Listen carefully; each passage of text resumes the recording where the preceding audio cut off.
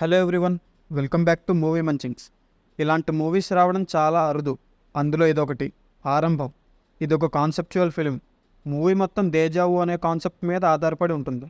దేజావు అంటే ప్రజెంట్ మనకి జరుగుతున్న ఒక సంఘటన ఆల్రెడీ ఇంతకు ముందు జరిగినట్టు కూడా అనిపిస్తుంది. దాన్నే దేజావు అంటాం. చాలామంది ఈ దేజావుని ఫీల్ అయ్యే ఉంటారు. నేనైతే చాలాసార్లు ఫీల్ అయ్యాను. ముందే స్పాయిలర్ అలర్ట్ ఇస్తున్నాను.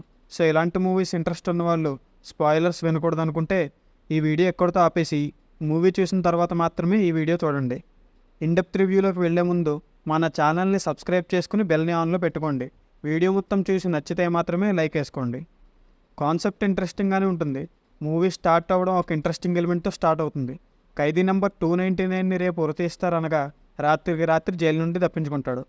వేసిన తలుపులు వేసినట్టే ఉంటాయి. గోడలు బద్దలు కొట్టలేదు, ఇరుబోసలు విరగ్గొట్టలేదు. కానీ మనిషి మాత్రం లేడు. ఎలా? హౌ? ఇక్కడ మొదలవుతుంది అసలు కథ. ఈ కేసుని ఇన్వెస్టిగేట్ చేయడానికి 2 ఆఫీసర్స్ వస్తారు. వాళ్ళు ఏం చేశారు అనేది నేను చెప్పలేను, మూవీలోనే చూడాలి. చెప్పలేను అని ఎందుకు అన్నానంటే వాళ్ళు చేసింది ఏం లేదు కాబట్టి. కాన్సెప్ట్ చాలా బాగుంది, కానీ ఎగ్జిక్యూషన్ మాత్రం బాగాలేదు. అంటే మరీ వరస్ట్ అని చెప్పలేను, కానీ అంత ఎంగేజ్ చేయలేదు. అఫ్కోర్స్ లో బడ్జెట్ మూవీ కాబట్టి ఇది పెద్ద కంప్లైంట్ ఏం కాదు.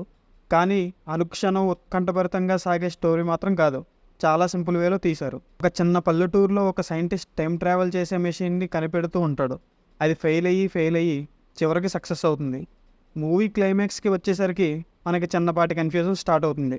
అంటే మనం ఆలోచిస్తుంటే మైండ్లో చాలా ప్రశ్నలు తిరుగుతూ ఉంటాయి. నాకున్న పెద్ద డౌట్ ఏంటంటే దేజావు అనే కాన్సెప్ట్ తీసుకుని టైం ట్రావెల్ చూపించారేంటి అనేది. నాకు తెలిసిన వరకు ఈ 2 వేరే వేరే కాన్సెప్ట్స్. ఇందులో హీరో టైం ట్రావెల్ చేసి 2 days వెనక్కి వెళ్తాడు. అలా వెనక్కి వెళ్ళిన హీరో 2 days క్రితం ఏం ఇన్సిడెంట్స్ జరిగాయో మళ్ళీ వాటిని మీట్ అవుతూ ఉంటాడు. కరెక్ట్గా ఇక్కడ మనకి కన్ఫ్యూజన్ స్టార్ట్ అవుతుంది. అది నేను ఎక్స్ప్లెయిన్ చేయలేను కూడా, ఎందుకంటే ఇప్పుడు స్టార్ట్ చేస్తే అదొక పెద్ద డిబేట్ లాగా అవుతుంది. ఎప్పటికీ తెలియ విషయం కూడా కాదు అది. సరే, ఇంకా టెక్నికల్ ఆస్పెక్ట్స్ గురించి మాట్లాడుకుంటే అన్నీ బాగున్నాయి. పూర్వకాలం నాటి థీమ్తో ఆ టైప్ ఫీల్ని తీసుకురాగలిగారు. సౌండింగ్ అండ్ బీజిఎం బాగుంది. సాంగ్స్ సిచ్యువేషనల్గా వచ్చి వెళ్ళిపోతూ ఉంటాయి. యాక్టర్స్ అందరూ బాగా చేశారు. ఓవరాల్ మూవీ అయితే అబవ్ యావరేజ్ అనిపించింది. టైం ఉంటే మాత్రం తప్పకుండా చూడండి. ఇలాంటి మూవీస్ని ఎంకరేజ్ చేయాలి. సో అది గైస్ మన రివ్యూ అబౌట్ దిస్ ఫిలిం ఆరంభం. రివ్యూ నచ్చితే ఒక లైక్ కొట్టండి. మూవీ చూస్తే కామెంట్స్లో మీ ఒపీనియన్ చెప్పండి. మీ ఫ్రెండ్స్ అండ్ ఫ్యామిలీకి షేర్ చేసి మన ఛానల్ని సబ్స్క్రైబ్ చేసుకోండి. ఇంకో వీడియోలో కలుద్దాం.